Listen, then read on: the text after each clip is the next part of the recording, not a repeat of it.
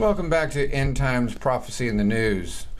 Just in, California teachers facing termination after social media posts on Day Without Immigrants goes viral. Multiple teachers in Jurupa Valley, California, have been placed on paid leave during an investigation into their social media posts referencing a day without immigrants. The Washington Times reported in the now deleted Facebook comments at least 5 teachers and 1 counselor from Rubidoux High School reveled in the fact that their classes were smaller and more productive without the striking students, the Press Enterprise reported. The comments were captured in screenshots posted by Rubidoux High alumna Guadalupe Lopez. They have more production without the striking students? Science teacher Jeffrey Greer started the thread Thursday afternoon by saying the nationwide strike only proved how much better things might be without all this overcrowding. That's what you get when you jump on some sort of bandwagon cause and as an excuse to be lazy and or get drunk, Mr. Greer wrote. Best school day ever. Art teacher Robin Riggle responded by saying the 50 absences in her classes made it a very pleasant day. Science teacher Alan Umbarger wrote, unfortunately, statistically, my cumulative GPA increased today. Mostly failing students were missing. Science teacher Chuck Ball added, quieter classes, more productive. Let's do this more often. Agriculture teacher Rhonda Fuller wrote, same here, small classes, troublemakers were gone, fantastic day. I'm trying to, obviously we have the protesters, with a lot of entitlement issues as parents and their kids who are terrible in class. That's all I can say. There are various circumstances involved in that, and not all of them are, I don't know. Obviously, they're all against Trump. And look how they're doing. Their kids are doing terrible. But now, the teachers are in trouble. Yeah, for basically telling the truth. Well, that's what happens in California, huh? Glad I don't live there anymore. This was probably President Trump's best quote from yesterday's rally. The Democrats were supposed to win the presidency. That didn't happen. They were supposed to take over the Senate. That didn't happen. They were supposed to take over potentially even the House. It was going to be 4 weeks out, the greatest defeat in the modern history of American politics, and it was. But it was for the Democrats, not for the Republicans. As his rally in Florida, POTUS reminded his supporters that he and the GOP have always been underestimated. I also want to speak to you without the filter of the fake news.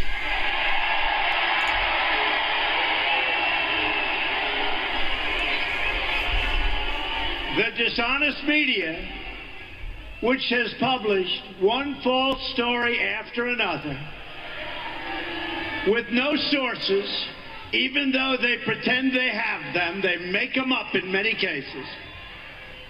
They just don't want to report the truth, and they've been calling us wrong now for 2 years. They don't get it, but they're starting to get it. I can tell you that. They've become a big part of the problem. They are part of the corrupt system. Thomas Jefferson, Andrew Jackson, and Abraham Lincoln, and many of our greatest presidents fought with the media and called them out, oftentimes on their lies. When the media lies to people, I will never, ever let them get away with it. I will do whatever I can that they don't get away with it. They have their own agenda, and their agenda is not your agenda. Amen to that. And breaking news, Congressional Black Caucus responds to the President Trump. Oh no. According to reports, the Congressional Black Caucus has agreed to meet with President Trump after the president reached out to them on Thursday. Hopefully this is going to be a positive thing. After Thursday's news conference, the CBC tweeted a copy of a letter dated January 19th and addressed to Trump requesting a meeting. The caucus said, although it got no response to that letter, Trump did reach out Thursday and that plans for a meeting are now in the works. The White House declined to comment on Friday about Trump's exchange with Ryan. Trump used the moment to pander to his supporters, said Lehigh University professor James Peterson, and the irony is that the point of Ryan's question, Trump's plan for urban communities, got lost. His histrionics obscured what was a very significant question in the first place, Peterson said. Trump's comments came while the White House was in the midst of making overtures to the black constituencies. The same day that Trump sparred with reporters, Vice President Mike Pence joined with South Carolina Republican Senator Tim Scott, one of 3 blacks in the Senate, for a White House listening session with black small business owners and community leaders. And the president is also expected to issue an executive order soon on support for historically black colleges and universities. Next up, something is happening to Sweden and officials can't explain it. Sweden is now the rape capital of the world. I wonder why. Wonder what happened here. In what, 1998 or so? Probably, no, actually, I guess this is one every year, so this would be probably about 8 to 10 years ago, way back in 2004. Rape at the national level, number of police recorded offenses rate per 100,000 United Nations. Sweden. Look at this, Jamaica, Bolivia, look at all these. USA is less than half. Look at this, Hong Kong, very low. Of course, that's China. That's, yeah, they don't have freedom. Canada's very low, still. Still, here in the USA, it's far higher than Canada. That's not good. Japan's real low, and Serbia, Indonesia, Greece. Rape in Sweden explodes thanks to mass immigration. Rape in Sweden in 2011. Rapes in Sweden 1988 to 2009. Very sad. But we're supposed to open up the borders for the libertards.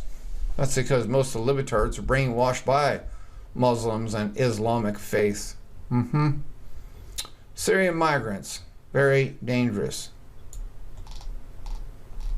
Proven over and over. Don't go out after sunset or you'll be raped. Swedish police chief advises girls, stay at home. Som vi ser det just nu så rekommenderar vi framförallt kvinnor som rör sig ute sent på nätterna att helst inte göra det utan ordna skjuts eller att man är fler människor som går i grupp. I helgen anmäldes ett våldtäktsförsök och en misshandel i centrala stan. Men de är inte de enda. Sedan den 20 februari har totalt 6 olika typer av överfall mot kvinnor anmälts i Östersund. Ja, jag är ledsen för att säga det, men jag tycker man ska iaktta en försiktighetsprincip. För att man noterar de här 6 fallen. Vi har faktiskt en kvinna som var på väg till sitt arbete vid 23-tiden och blev utsatt för det här. Så det är inte bara i krogmiljö att kvinnor anses vara lätta byten och kastas över. Utan det har varit ensam kvinna lite senare och inga andra människor närvarande. Så jag tycker man ska ha en försiktighetsprincip. Men det är ju väldigt allvarligt att man går ut och säger till kvinnorna att ändra sitt beteende.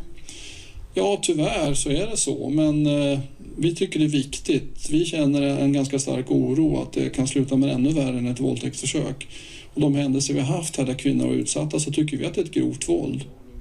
Polisen har vissa tekniska spår i de olika fallen, men vädjar samtidigt till allmänheten att höra av sig om man sett eller hört något som kan föra utredningarna framåt. Är det enskilda gärningsmän eller är det flera eller hur ser det ut? När det är ofredande och våldtäktsförsöket så har det varit grupper upp till 3 personer. I 2 av misshandelsfallen har varit enskilda personer. Det som också sticker ut i de här är att ingen av de här gärningsmännen har varit påverkade. Det är alltså så de uppgifterna målsägarna lämnar så känns det som att de är helt opåverkade, vilket också sticker ut lite grann. Har det varit något liknande tidigare i Östersund? Nej, det har det inte varit. Visst har vi haft enskilda ärenden genom åren, men det normalaste vi har i offentlig miljö, det är ju berusade män som bråkar med varandra runt krogar och sånt. Det här sticker ut. Här är det kvinnor som är utsatta. Ett antal ärenden på kort tid. Well, obviously they have to get rid of the migrants out of their country, deport them all. But will their leader do it? That is the question, isn't it? Thank you for listening.